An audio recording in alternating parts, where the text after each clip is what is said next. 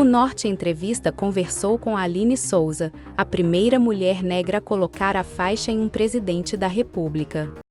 Trajetória. Eu me tornei catadora na maioridade dentro da minha cooperativa chamada Reciclo, mas eu sou catadora desde os 14 anos de idade. Comecei a catar nas ruas de Taguatinga, Águas Claras, de carroça com a minha avó. E, mas a minha família veio para Brasília em 2002. A gente morava no Santo Antônio Descoberto, que é uma cidadezinha próxima daqui, uns 30, 40 quilômetros daqui. E a gente veio para cá em busca de melhor condição de vida, a gente passava fome lá, e a gente também trabalhava em semáforos, vendendo gomas de mascar, né? Chicletes e tal. Então, a gente saía do turno da escola e ia para o semáforo de Brasília vender essas gomas, e até que a gente não teve mais condições de permanecer lá na cidade, a gente veio embora para Brasília. A gente encontrou uma comunidade que fica ali em Tabatinga Sul, que a gente chamava de invasão da SMAF. A SMAF era a concessionária de carros, né, ali em frente. E aí a gente chegou nessa comunidade, já tinham várias pessoas morando lá, pessoas que trabalhavam já com reciclagem, catadores autônomos. E daí meu pai montou a barraca grande, colocou todas as pessoas, né, da família, e a gente tinha uma caminhonete, que foi a que a gente tinha trocado num lote que a gente tinha lá no Santo Antônio. E aí, nessa caminhonete, a gente começou a também catar os materiais recicláveis, junto com as pessoas que estavam catando. E daí, a gente começou a montar os barracos, logo depois, né?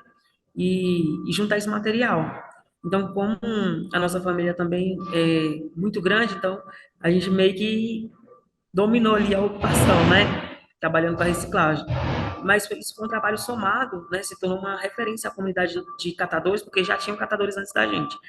Então a gente começou a trabalhar individual, cada um trabalhar, catar seu material na rua, levar para lá, separar e vender para o comprador que já estava ali comprando dos outros catadores. E nessa ocupação, a gente começou a receber muitas doações, toda noite vinha os vicentinos levar o chocolate quente e as rezas, né? E a palavra de Deus, e aí também vinha a Kombi da sopa, que é da paróquia, eles levavam a sopa para a gente, mas também vinham fazer oração com a gente. E tinha um grupo também da Nossa Senhora, da Pastoral Nossa Senhora Auxiliadora de Fátima, que é da Vicente Pires, e elas vinham também para trazer doações para a gente, trazer alimentos, mas nesse grupo da paróquia tinha professoras, e aí essas professoras começaram a querer ajudar mais do que trazer o alimento, né? Queria proporcionar mudança mesmo na vida dos catadores daquela comunidade. E aí começaram a estimular a gente, conversar com a gente, fazer conversas, estimular a gente a criar uma cooperativa, uma associação, para a gente conseguir acessar as políticas públicas que garantem o direito do trabalho e também acelerar, né, o direito à moradia, que era a demanda principal ali. E isso aí durou um longo tempo, né? A gente tinha esse grupo lá, nem todos queriam fazer parte das conversas, muitos queriam continuar a sua realidade individual, mas aí a minha irmã, Jaqueline Souza, ela que teve essa coragem de representar a comunidade junto a esse grupo de professores que estavam querendo ajudar a gente, e aí começaram a articular, inserir elas em vários grupos, para ela começar a entender esse cenário, como funciona. Já tinham associações em Brasília para ela entender isso, e também já estavam se discutindo a criação da Citicop naquela época, então, para ela começar a participar disso, para somar forças e conseguir resolver os problemas das famílias lá da comunidade. E aí, nisso, a minha irmã Jaqueline, ela não podia criar a cooperativa e a associação, porque ela só tinha 16 anos, ela era de menor, mas ela já começava a representar a galera em essas reuniões. Ela e outra minha irmã, Mônica, junto com meu pai. E aí ela participou de várias reuniões, da própria criação da Citicop, a Caritas Brasileiras também foi uma das instituições que muito ajudou na época, o movimento Meninos e Meninas de Rua. E aí, quando nasce a Citicop em 2006, aí nasce a Reciclo em 2007. Então, praticamente a mesma idade que a rede que o presídio tem, a minha base que a Reciclo tem. E aí, quando a Reciclo nasce, a gente consegue a parceria com a Caixa Econômica através desse pastoral, e a Caixa Econômica trabalha políticas públicas no programa Caixa ODM, que era da ONG Moradia e Cidadania, e aí começa um trabalho de integrar aquelas famílias na moradia, morar na casa própria, né? E aí a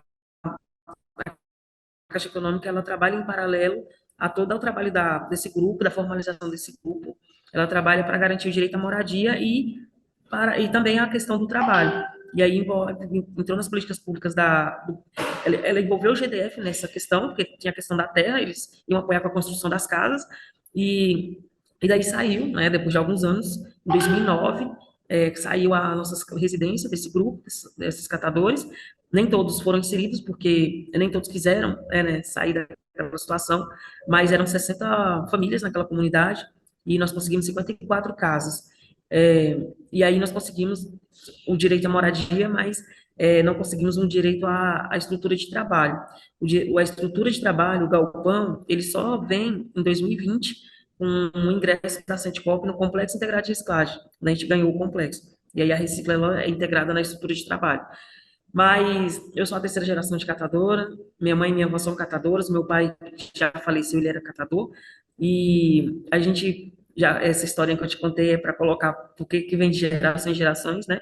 A necessidade que a reciclagem ela escolheu a gente, ela acolheu a gente quando a gente estava numa situação muito pior do que ser catador, né? Que é a situação de humilhação, né? É humilhante você tá. A gente chegou a mendigar, pedir esmola, então tinha uma situação bem pior antes, além de ficar as crianças no semáforo vendendo com os pais e tal. Então, a reciclagem ela transformou as nossas vidas, não só da minha família, mas das famílias que estavam lá naquela comunidade. Direito ao primeiro emprego para catadores. A Caixa Econômica, na época que apoiou a gente lá na comunidade, eles deram o direito do primeiro emprego para os jovens, filhos de catadores daquela comunidade. Então, eu fui uma dos jovens naquela época que, no outro turno da escola, a gente ia para a Caixa Econômica e foi a primeira vez que a gente assinou a carteira, né, os jovens, é, nesse projeto. E aí eu fiquei pouco tempo, eu já tinha 17 anos, então eu fiquei aí só 8 meses. Meu irmão, que hoje ele se formou através de uma bolsa que chegou na escola do ensino médio, ele se formou em técnico de enfermagem, trabalha em 2 hospitais, está estudando para medicina e tal. E nós dois fomos os pioneiros para abrir portas para outros jovens, filhos dos outros catadores.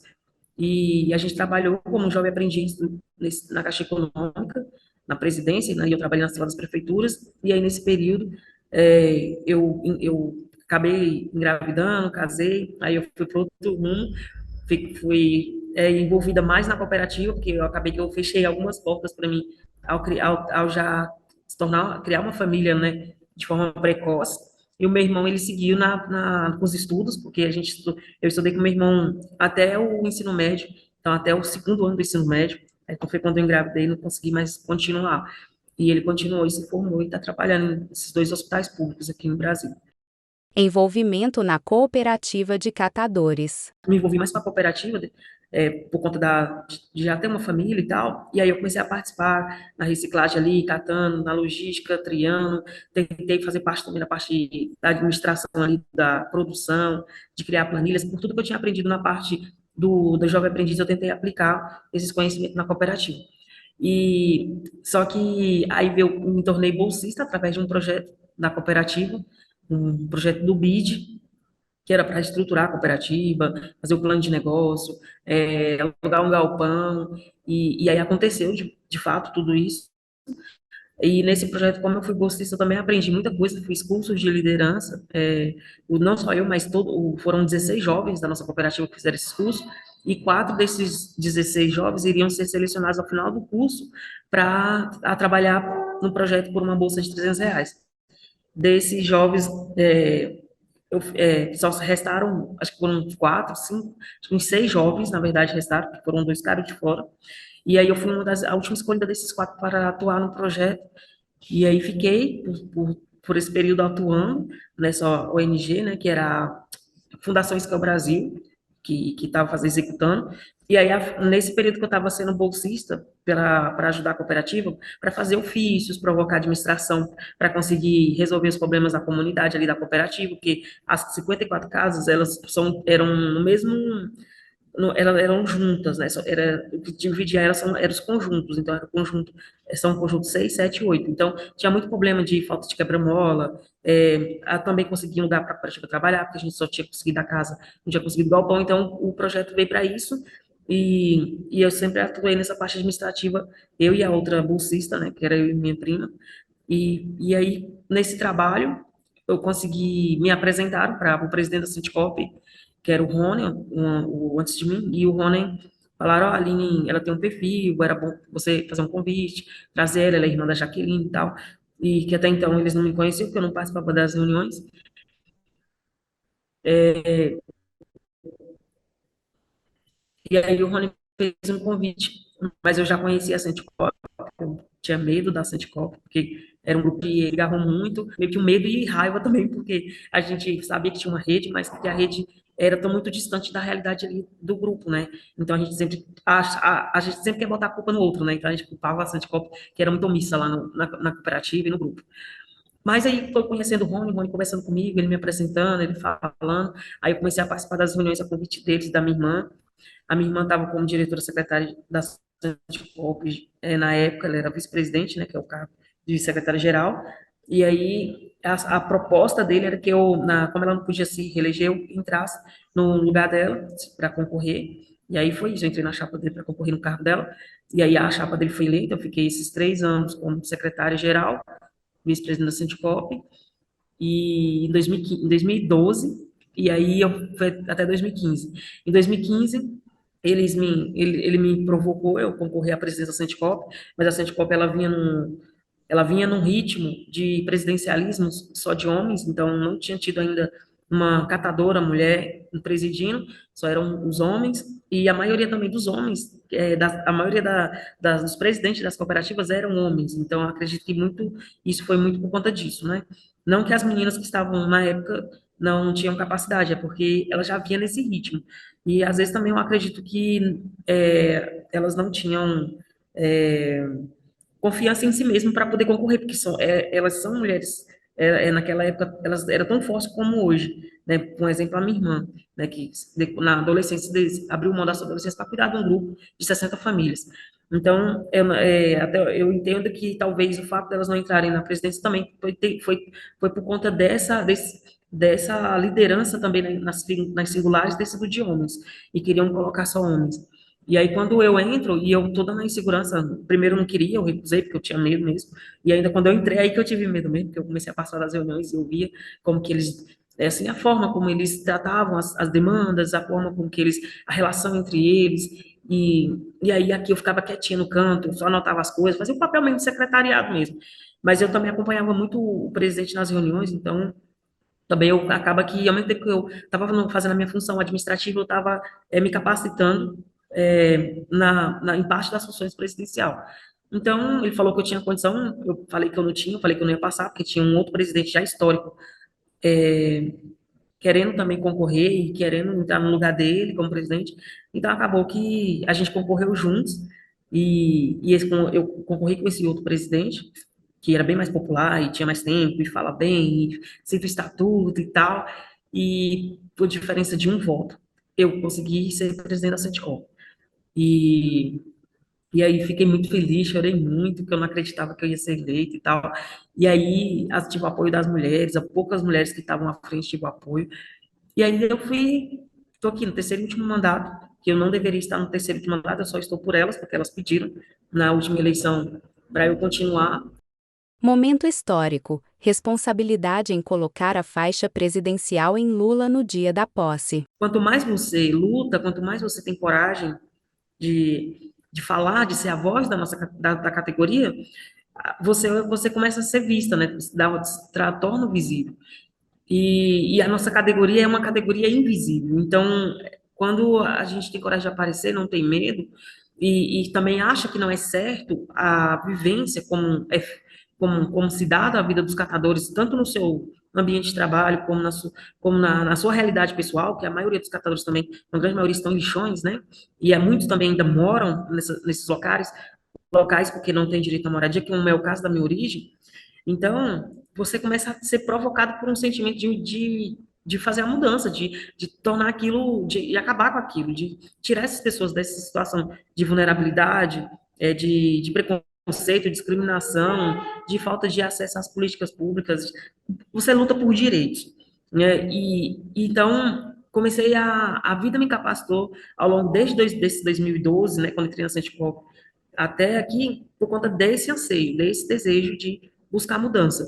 E eu sabia e eu aprendi que se a gente não falar por eles, ninguém vai se importar, ninguém vai saber. Por mais que as pessoas gostem, acham importante o trabalho, acham necessário, tem um sentimento ali social de que é importante por isso, porque mas a gente sabe que é uma categoria profissional de trabalho, e assim como qualquer outra profissão que precisa de evoluir com o entendimento de fato nessa linha, né, de que são os trabalhadores e que precisa as legislações serem cumpridas da forma como elas existem. Então, nesse espaço que eu ocupei ao longo desses anos, tive alguns momentos com o presidente Lula, em São Paulo, mais em São Paulo, mas o presidente também veio aqui, na Centicop, ele visitou a Centicop logo depois, né, que ele retornou, antes de se tornar presidente. Então, é, eu acredito que o fato do Lula ter ido na Expo Catadores de São Paulo em 2022 e eu ter apresentado para ele as propostas do cooperativismo brasileiro, ele ter ido lá, ter visto como que estava a situação dos catadores após toda a situação de desestruturação da categoria que foi feita nos últimos anos de governo, e ele depois ter vindo aqui na Centicop, ter visto o tipo de trabalho que a gente tem, né, o tipo de lixo que passa para as catadoras, que são a maioria faz a reciclagem, viu a dificuldade das catadoras, ele ouviu as catadoras, ele viu que é uma estrutura que tinha muito resultado da política de inclusão social dos governos anteriores dele, porque o terreno que foi doado em 2009, na época do presidente, o recurso do BNDES que construiu esses galpões pós-fechamento do lixão foi fruto também em 2010, na época do Lula. Então, isso foi um feito da época do mandato dele, enquanto foi presidente, mas mesmo assim ainda não tinha chegado na condição ideal, que ainda tinha, assim, catadoras passando essa dificuldade, e os catadores estavam ganhando muito pouco aqui na época, né? Então, eu acredito que tudo isso fez com que a Janja me indicasse para fazer parte desse grupo dos 7, né? Que foi os 7 representantes do povo brasileiro que subiram a rampa. E aí eu recebi uma ligação é, no Natal, logo depois que encerrou a Expo, que eu voltei para Brasília e tal, do Stuckert, que é o atual secretário de audiovisual, que é o fotógrafo presidente. O Stuckert me ligou. Antes o Lula já tinha me ligado também. Do encontro que ele veio aqui, a gente falou que o maior desafio era o IPTU dessa área, que é uma área de 80 mil metros quadrados, numa área nobre, e que o IPTU é 400 mil reais, então ele articulou com o Ibanez, através do secretário do Meio Ambiente na época, que era o Sarney, para poder isentar essa área de IPTU, porque senão a gente não ia conseguir, a gente ia fechar as portas, não ia conseguir trabalhar nessa área. Então, o Ibanez, na pandemia, ele foi e isentou o segmento, né? Ele não isentou a Centicom. Ele criou um programa que isentou vários segmentos de IPTU, além de cooperativas. Então, a gente entrou nisso aí. Então, o Stuck me liga, o Lula me ligou depois para saber se tinha resolvido o IPTU e tal. E aí, logo depois desse todo esse ato que eu te contei, dele teve da Expo Catadores e tal, o Stuck me liga no Natal, falando se eu queria, né, se eu queria participar do dia da posse, junto com outras lideranças, falou para participar da posse, ele não falou que eu ia botar faixa, não. E só que pediu segredo, né? E aí eu aceitei, na hora assim, eu aceitei, para mim era só mais um evento, eu já estava me encontrando, já estava acostumada com esses eventos, né, com as autoridades, então para mim era um evento que não ia ter tanta repercussão. E aí aceitei. Também não contei para ninguém, acho que a única pessoa que eu contei foi meu marido, que ele meio que ouviu assim e ficou perguntando: o que é segredo? Aí eu tive que contar, mas também falei para ele ter segredo. Mas ninguém sabia, ninguém da cooperativa, ninguém do movimento, ninguém sabia que eu ia participar da posse. Só que a Centicop foi contratada, né, para participar da posse da gestão de resíduos. Então, a gente mobilizou 120 catadores para trabalhar do dia 30 ao dia 1º. E eu estava coordenando esse trabalho. E como eles não voltaram a entrar em contato comigo, eu pensei que eu não ia mais participar do evento da posse, então eu me concentrei no trabalho, nesse dia, no dia 1º. E aí, tipo, 10 horas da manhã, o pessoal louco me procurando para eu ir pro ponto de encontro, que eu tinha que ir pro palácio e tal, e eu lembrei que ele tinha me feito o convite. Aí eu saí correndo para a cooperativa, saí lá da triagem, lá da esplanada. A gente estava com 5 pontos fazendo triagem. A gente estava no Mané Garrincha, na Granja do Torto, no pavilhão do Parque da Cidade e na esplanada, ali no gramado.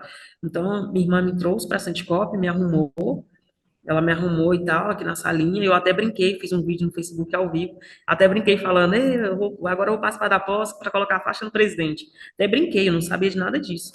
E aí fui. Cheguei lá, aí eu encontrei os outros representantes, né? Encontrei o indígena, encontrei o Ivan Baron, o Wesley, que é o metalúrgico lá da ABC, encontrei com o Francisco, que é a mãe dele, Dona Joelma, encontrei com o professor Murilo, com todos, encontrei todos e, tipo, você também e tal, e eu vibrei mais quando eu vi o Ivan, porque eu, na época da campanha eleitoral, eu via muitos vídeos, e aí eu vi um vídeo do Ivan Barão que me comoveu muito, dele falando. Aí eu falei, eu sou sua fã e tal, e tal. Aí ele, começou a me abraçar e tal, a gente teve aquela sinergia ali legal. E também tive uma sinergia legal com Wesley também. E aí ficamos na salinha lá no palácio, esperando da hora, né, de começar a solenidade lá da posse. Aí vinha cerimonialista, né, falar com a gente. E aí um deles veio para falar as posições que a gente ia ficar na rampa, como que cada um ia ficar, onde o presidente ia ficar e como que ia funcionar ali a dinâmica da solenidade. E aí foi nesse momento que ele falou onde ia ficar cada pessoa, que ele falou que é onde eu ia ficar, que era a minha última posição ali, ia iniciar o Francisco à esquerda e ia encerrar em mim na direita, né, em U, assim, né? E aí a parte ia começar na mão do Francisco e ia terminar na última pessoa, que era eu. E aí eu iria colocar a faixa no presidente. E aí quando ele falou aquilo, tipo, a sala, assim, tava gelada do ar-condicionado, e eu tava morrendo de frio porque eu tava nervosa, mas assim, sabe, quando, tipo, eu fiquei num frio, acho que parece que tinha uns 10 ar-condicionados naquela sala, de nervoso. E eu, meu Deus, como que vai ser eu e tal? E eu de boca aberta, assim, e eles tudo batendo palma e feliz e tal, falando que ia ser bem representado e tal. E eu, meu Deus, aí eu comecei, tipo, passou um vídeo assim, Lona, que eu olhei pra carinha de cada um assim, aí eu falei, por que eu, né? Aí comecei a falar, aí eu comecei, tipo, falar de cada um, que tinha que ser o indígena Cacique Raoni, porque os indígenas tinham sofrido muito no governo da gestão do Bolsonaro, né, com os massacres, com o genocídio, então tinha que ser os indígenas para terem esse respeito do país, né, para o nosso povo originário e tal. E aí eu olhava para o Francisco e falava, não, tem que ser o Francisco, porque o Francisco está representando toda a nossa criança, nosso futuro, nossas crianças, e naquela época estava tendo muitas reportagens dos assassinatos, né, das crianças e tal, envolvendo também autoridades, né, que teve aquele, não sei se é vereador de São Paulo e tal. Então eu lembrava, Francisco, eu lembrava dessas reportagens de as pessoas matando as crianças, eu não, vai ter que ser o Francisco, porque a gente tem que cuidar das nossas crianças, né, então tem que ser o Francisco. E aí eu olhava e vinha fazer, eu fiz isso de todos, eu falei do professor, que nossos professores são desvalorizados, são mal pagos, então tem aqueles massacres na escola, né? E aí eu fui fazendo isso do professor, fui fazendo do metalúrgico, porque eu falei assim, se o Lula ele é um metalúrgico, como vai ser simbólico, né?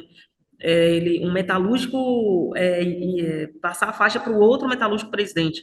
Então, eu fui fazendo essas simulações de cada um deles, mas não fiz de mim, né? E o Ivan Barão também, que ia representar nossa população com dificuldades, né, de locomoção e tal, e dificuldades, né, mesmo. E aí, tipo, não cheguei a fazer dos catadores, eu não cheguei a falar por que os catadores deveriam passar a faixa, né? sendo que é um público tão injustiçado, invisibilizado, discriminado, é, e que fica ali nas margens da pobreza mesmo, mesmo sendo trabalhadores. E aí eu não fiz, e aí quando eles deram aquela notícia ali, aí eu não caiu a ficha. Dali eu fiquei uns 2 meses naquela situação ali de aérea, assim, sem entender nada, né? Depois que passou tudo ainda, eu fiquei uns 2 meses assim, sem entender nada. E foi isso. Foi bem legal, bem legal. Ainda na subida ali da rampa ali, ainda ali eu fiquei com medo, porque tinha todas as pessoas, né, que estavam acompanhando a posse ali, para lá do gradil, na praça, e as pessoas gritavam, né, quando a gente estava ali do ladinho da rampa, para subir a rampa quando o presidente chegasse, aí as pessoas gritavam, Dilma, bota a faixa. Aí eu, tipo, passava assim na minha cabeça, meu Deus, eu não posso botar a faixa do presidente, quem tem que botar vai ser a Dilma. Eu passo para a Dilma e a Dilma coloca no presidente. Tipo, ver essas coisas na minha cabeça, eu, tipo, com medo mesmo, né, da retaliação e tal.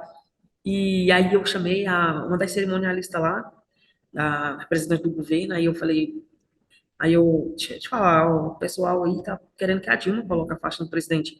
Eu acho que esse formato vai ser melhor. A Dilma vai ser legal para a Dilma, né? Que teve o golpe e tal.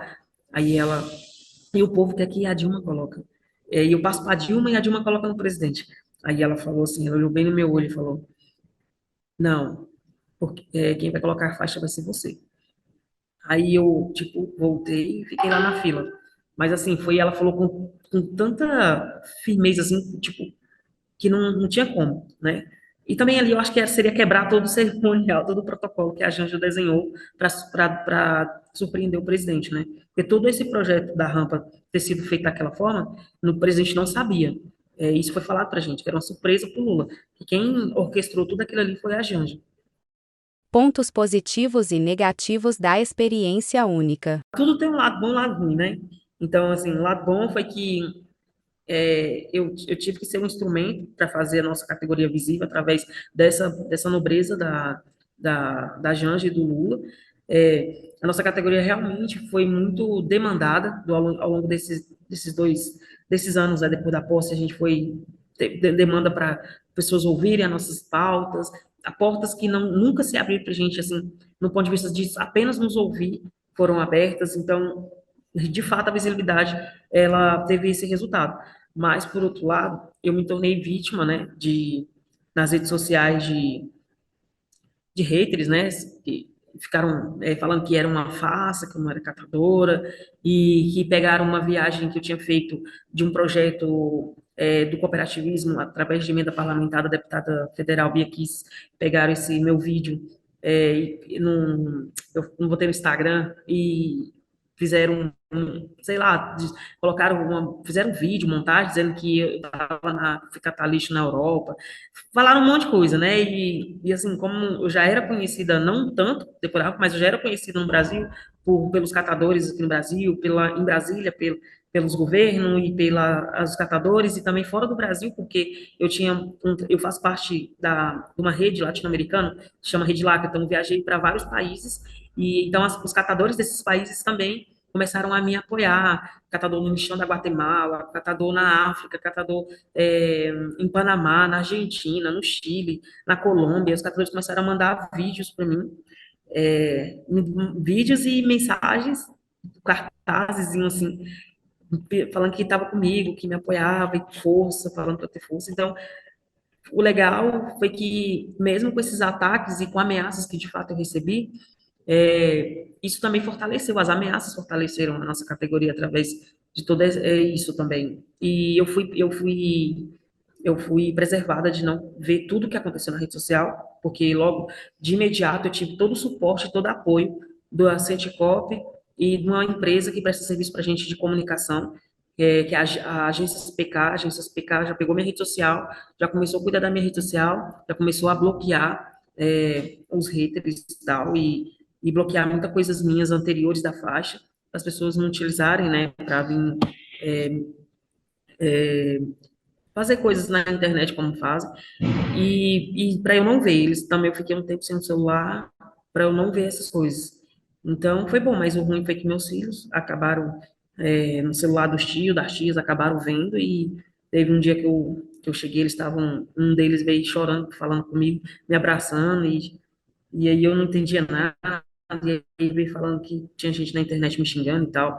Aí no outro dia também minha mãe mandou mensagem no meu WhatsApp e mandou o print da Jovem Pan também. Aí minha mãe mandando áudio chorando, que eu esqueci ela falando, minha filha, eles estão falando de você, coisas ruins de você, eles estão falando isso e aquilo. Eu falei, mãe, eles não me conhecem. Quem me conhece é a senhora. Então, não fica olhando isso. Bloqueia isso, apaga isso. Não fica olhando isso. Olha outras coisas. Vamos olhar pelo lado bom, né? Que é o lado que a gente agora está sendo visível e que as coisas podem melhorar para a nossa categoria, que a gente de novo vai ser inclusos nas políticas públicas. Então, eu tentei conversar com todos para olhar para outras coisas, não olhar para isso, não dar ligança para isso. E eu também não dei ligança. Para mim, o mais importante naquele momento e até hoje é fazer com que a nossa categoria, de fato, tenha acesso às políticas públicas e que nós possa receber pelo que a gente faz, pelo nosso serviço, que a gente faz um trabalho de reciclagem, um serviço essencial à população, que é da limpeza, a gente faz de graça esse tratamento desse resíduo e enriquece uma cadeia enorme de industrial, de empresas e até o próprio governo. A gente gera benefício para o próprio governo e a gente faz isso tudo de graça só pela venda do material. E a venda do material, que também é um outro processo exploratório, que as pessoas que compram o nosso serviço que falam o valor, e não a gente que trabalha fala o valor do nosso trabalho. Então, o meu objetivo é esse, é mudar isso, é fazer com que, incentivar, inspirar outras pessoas e outros catadores e outras catadoras também, para que a gente possa entender todo esse gargalo e saber que a gente pode mudar isso através da nossa voz, da nossa luta.